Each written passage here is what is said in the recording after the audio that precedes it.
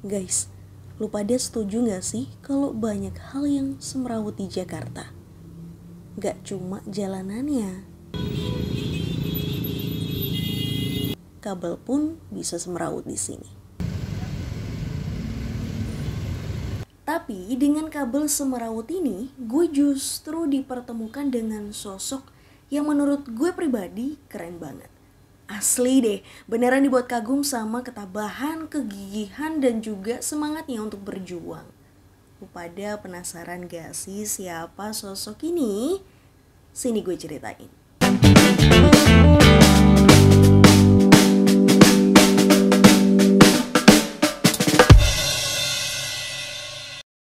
Sosok yang gue maksud adalah Pak Fatih, alias bapaknya Sultan Rifat.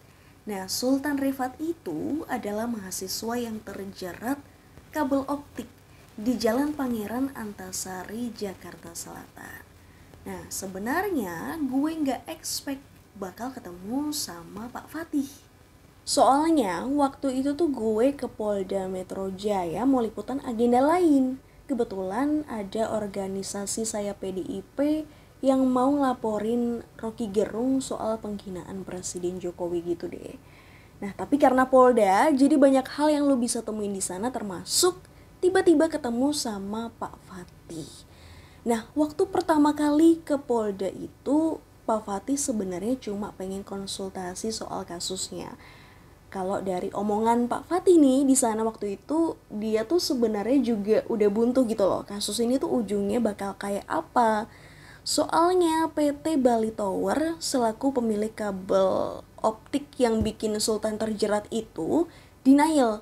Jadi tuh perusahaan itu nggak mau ngakuin kalau ini tuh kelalaian dari pihak mereka gitu loh. Jadi dia bilangnya ini karena kecelakaan gitu. Harapan saya adalah selain tadi permintaan maaf dan seterusnya adalah ayo duduk bersama dengan kami, dengan saya, beliau-beliau dari manajemen provider tersebut. Untuk apa? Saya ingin diskusikan data dan fakta. Ini penting buat saya. Saya keras untuk data dan fakta ini. Kenapa? Data, tolong lihat dulu anak saya selama belum kecelakaan. Ini penting. Perhatikan dulu. Anak saya seperti tadi Mas Tegar sampaikan, kuliahnya seperti apa dan seterusnya, ini penting. Kemudian pada saat kecelakaan, seperti apa efeknya? Tenggorokannya ini berantakan, tenggorokannya ini rontok, saluran nafas, saluran makan putus. Beberapa hari setelah liputan di hari itu, gue ditugasin Korlip untuk follow up kasus ini. Kebetulan sehari setelah gue liputan hari itu di Polda, beneran PT Bali Tower tuh bikin konvers. Nah, di konvers itu mereka bilang kalau si keluarga Sultan Rifat, Pak Fatih ini minta uang 10 miliar rupiah untuk kompensasi. Nah, ketika mendengar statement itu, jujur gue bertanya-tanya sih sebenarnya ini benar gak sih? Apalagi ketika lihat sosok Pak Fatih waktu di Polda dengan ketulusannya seperti itu gitu, gue juga bertanya-tanya gitu, bener gak ya statement ini gitu. Daripada bertanya-tanya doang, gue minta waktu untuk wawancara sama Pak Fatih.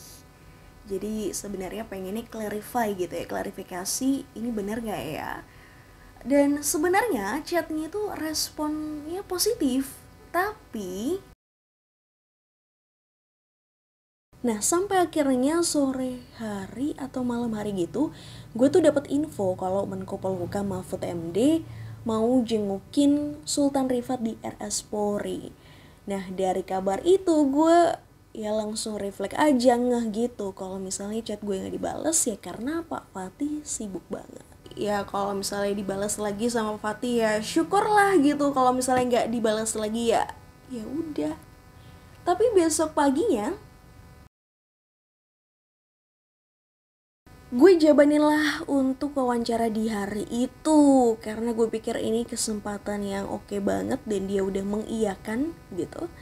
Dan ya setelah wawancara, satu-satunya kalimat atau hal yang gue inget gitu ketika wawancara adalah ketika Pak Fatih membantah kalau dia tuh minta uang 10 miliar rupiah ke Bali Tower sebagai uang kompensasi atas peristiwa yang menimpa anaknya. Terkait dengan 10 miliar ataupun statement-statement yang lain itu, masyarakat lebih pandai, Mbak. Nggak mungkin saya harus mengkomersilkan nyawa anak saya hanya untuk hal-hal yang seperti ini. Nggak mungkin, Mbak. Jujur ya, setelah dengar jawaban itu dari Pak Fatih, gue makin amazed sama orangnya.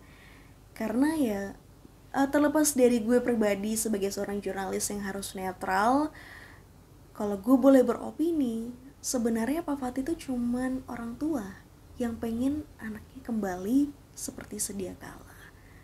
Terus setelah wawancara hari itu, gue kira gue gak akan ketemu sama Pak Fatih dalam waktu yang cukup lama. Tapi ternyata di hari Selasa kemarin, barusan banget, gue ke Polda Metro Jaya dan ketemu Pak Fatih. Dan dia resmi ngelaporin PT Bali Tower. Nah, sekali lagi upaya pelaporan ini adalah bentuk keseriusan kami, keinginan kami untuk segera menyelesaikan masalah ini. Mudah-mudahan sekali lagi masalah ini cepat selesai dengan kami melaporkan ini, tidak berkepanjangan lagi. Dari Bali Tower sendiri juga segera merespon, terserah nanti apakah mediasi kekeluargaan ataukah nanti melanjutkan upaya-upaya hukum ini, pasti kami akan serahkan kepada tim dari Universitas Brawijaya. Ini yang bikin gue makin kagum sama Pak Fatih. Karena apa? Karena di tengah dia tuh harus memantau kesehatan anaknya di RS Polri, tapi dia juga di sisi lain masih harus berjibaku sama PT Bali Tower, memperjuangkan gitu pertanggungjawaban atas peristiwa anaknya. Apalagi setelah kasus Sultan Rifat ini viral, lebih banyak orang yang aware sama bahayanya kabel yang menjuntai atau semrawut di jalanan. Bahkan Pemprov DKI sendiri tuh sampai turun tangan untuk memotong kabel-kabel yang semrawut di sejumlah titik di Jakarta.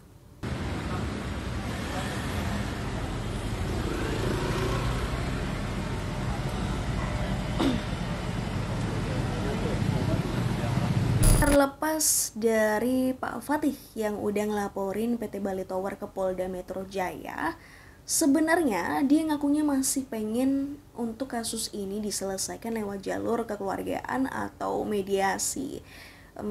Jadi istilahnya buka peluang gitu ya, supaya PT Bali Tower ini mengakui kesalahannya dan juga mau bertanggung jawab. Tapi menurut lu pada, mending Pak Fatih fokus di kawal kasus ini lewat jalur hukum, atau mending ya udah buka peluang untuk mediasi atau berdamai dengan PT Bali Tower? Coba tulis pendapat kalian di kolom komentar di bawah. Sekian video kali ini, video cerlap kali ini, dan sampai jumpa di video-video selanjutnya. Dadah!